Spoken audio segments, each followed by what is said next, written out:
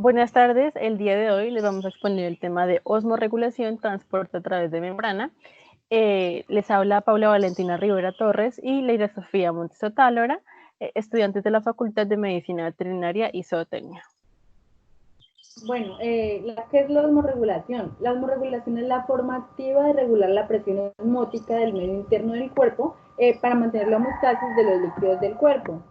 Bueno, uno de los requerimientos de la regulación del medio interno es el de retener una cantidad apropiada de agua.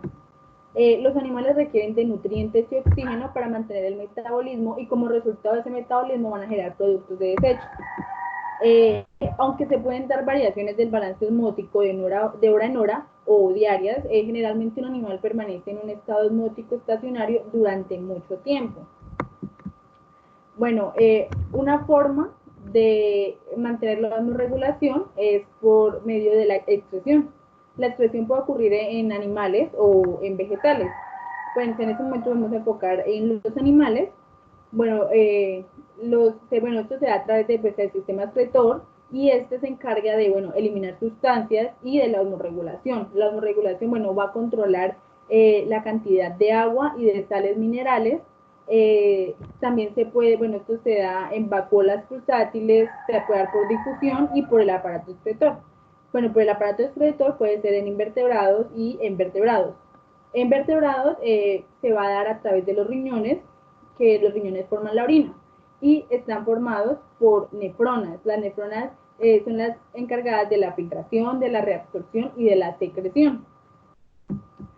Bueno, es importante saber que la excreción es el proceso que permite al organismo liberarse de desechos metabólicos, o sea, los metabolitos. Aunque hay unos metabolitos que sirven para el organismo, entonces lo que va a hacer esto es reabsorberlos para que el organismo los aproveche. Bueno, hay algo muy importante que se tiene que saber, que es la diferencia entre excreción y digestión. Bueno, en la digestión de alimentos van a haber nutrientes que van a tener asimilación celular y utilización de nutrientes que serán los metabolitos que van a ser por medio de la excreción.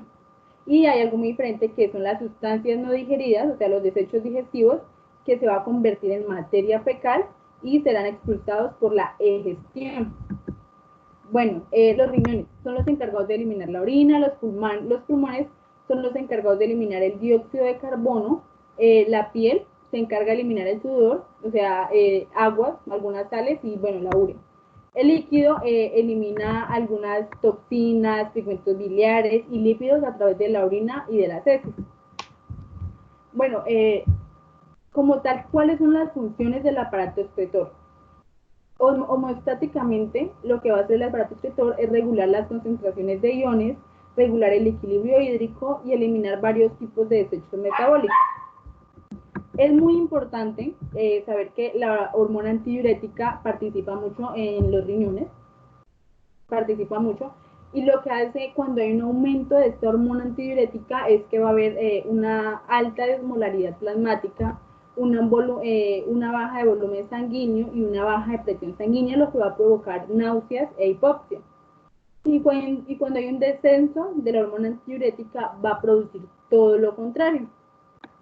Entonces, por esto es bueno que la hormona antidiurética se mantenga en un nivel medio para no provocar ni un aumento de esta hormona ni un descenso de esta. Bueno, la ósmosis.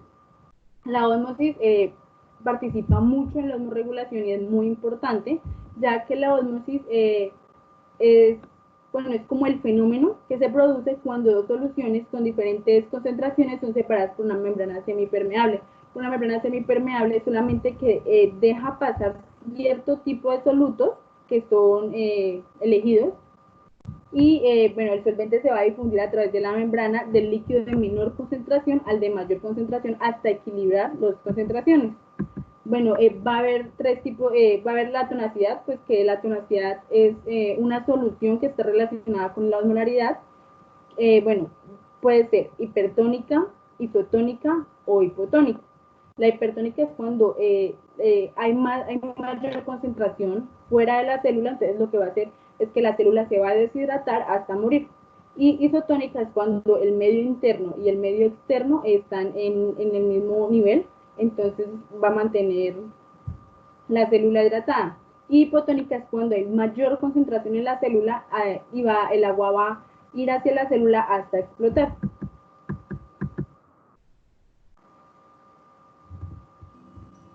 Bien, tenemos que tener en cuenta que para que se genere, para que el organismo sepa que tiene que entrar en un estado de osmorregulación, tiene que hacerlo por medio de la hipófisis.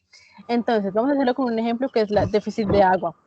Cuando se genera un déficit de agua, se aumenta la osmolaridad extracelular, se activan unos osmorreceptores que aumentan la secreción de la hormona antidiurética por la neurohipófisis.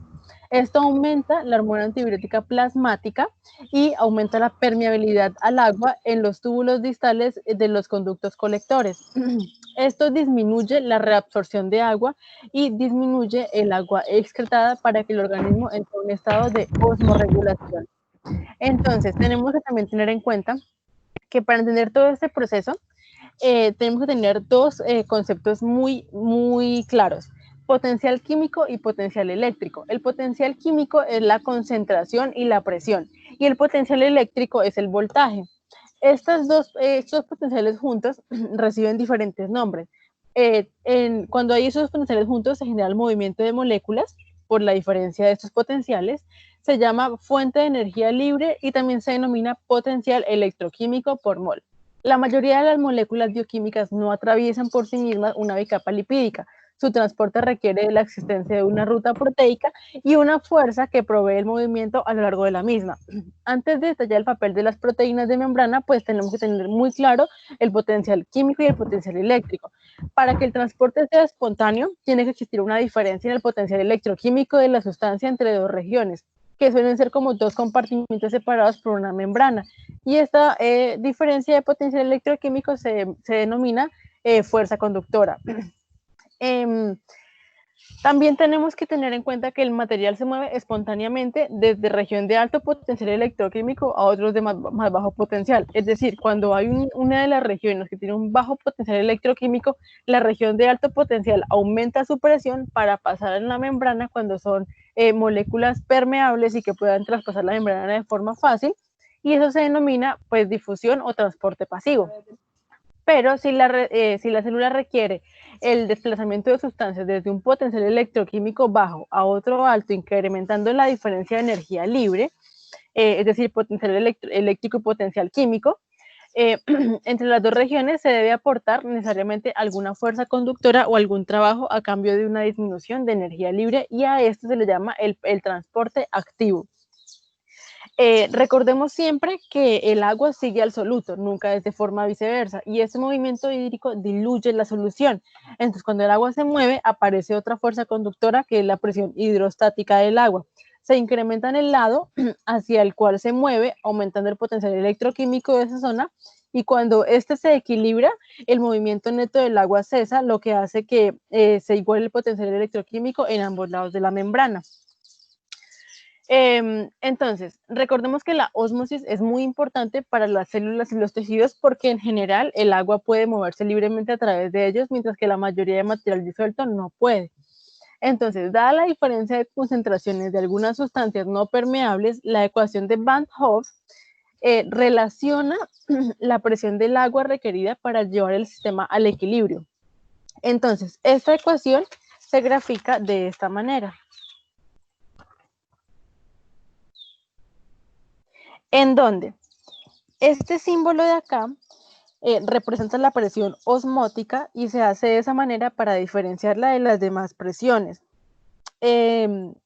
La fuerza conductora del movimiento del agua expresada en la atmósfera, pues como presión hidrostática, es equivalente a una atmósfera, que es igual a 1,03 kilogramos por centímetro cúbico, igual a 760 milímetros de mercurio. Atmósfera en este caso es una medida de presión. Este símbolo que vemos acá, consiguiente al signo igual, es el número de iones formados para la disociación de solutos, que la disociación es el proceso por el cual los solutos se convierten en moléculas más pequeñas. La R es la constante del gas por mol. La T, que es esta de acá, es la temperatura en grados Kelvin. Y recordemos que 0 grados centígrados es equivalente a 273 grados Kelvin, lo que nos hace entender que las moléculas tienen que estar a cierta temperatura para poder llegar a un estado de disociación. La RT es una medida de energía libre de un mol de materia en función de la temperatura, y la diferencia es diferencia de concentración molar de una sustancia impermeable en ambos lados de la membrana. Entonces, esta ecuación resume el equilibrio de las fuerzas conductoras. Llega otra hipótesis que se llama la hipótesis de Starling, que relaciona el flujo de un líquido a través de los capilares con la presión hidrostática y la presión osmótica. Esta ecuación tiene una enorme relevancia en el funcionamiento del aparato circulatorio y ya les explicaremos por qué. Y se grafica de esta manera. Fuerza neta conductora, como lo pueden ver ahí.